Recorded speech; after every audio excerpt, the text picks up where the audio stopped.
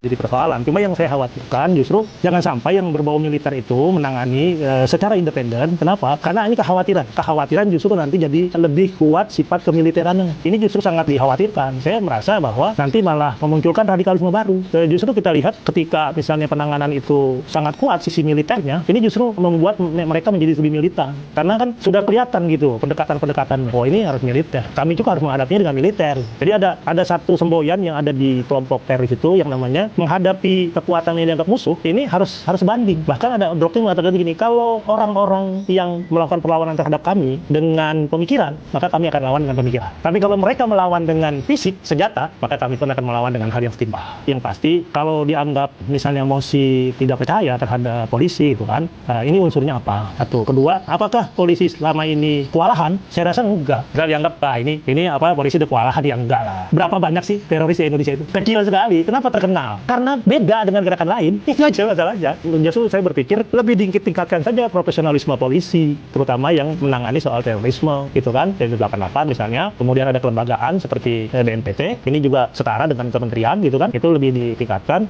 Ini berdasarkan pengalaman saya dari penanganan terorisme, dari mulai ditangkap sampai kemudian masuk ke pengadilan, sampai kemudian proses sampai inkrah, gitu ya. Saya lihat semuanya terjaga, termasuk barang bukti dan barang bukti awal, bagaimana orang itu ditangkap, kemudian apa barang buktinya. Saya ambil pengalaman diri saya. Saya pernah ditangkap oleh Densus 88 tahun 2010. Kalau saya melihat bahwa kalau penanganan terorisme itu harus bersifat terpadu, ya, secara holistik lah, dari semua sisi itu harus ditangani, dan memang membutuhkan sebuah kolaborasi yang bukan hanya satu, tapi multi kolaborasi. Saya merasa semua pihak bisa bersama-sama. Tapi memang bahwa kebijakannya itu ada di instansi tertentu, yang sekarang misalnya ada di kepolisian, kemudian kepolisian membutuhkan detasemen khusus yang memang dari 88, kemudian juga dalam penanganan supaya tidak tersebar paham radikal. Ini pahamnya nih, ada yang namanya BNPT kerjanya bagaimana mengkoordinasi semua stakeholder yang ada itu supaya mereka bisa berjalan secara baik. Saya rasa kalau itu sudah dimaksimalkan, dioptimalkan sudah sangat baik. Jadi tidak perlu ada lagi misalnya ya kekuatan lain tersendiri. Apa nanti bukan nanganin teroris, malah bisa berebut antar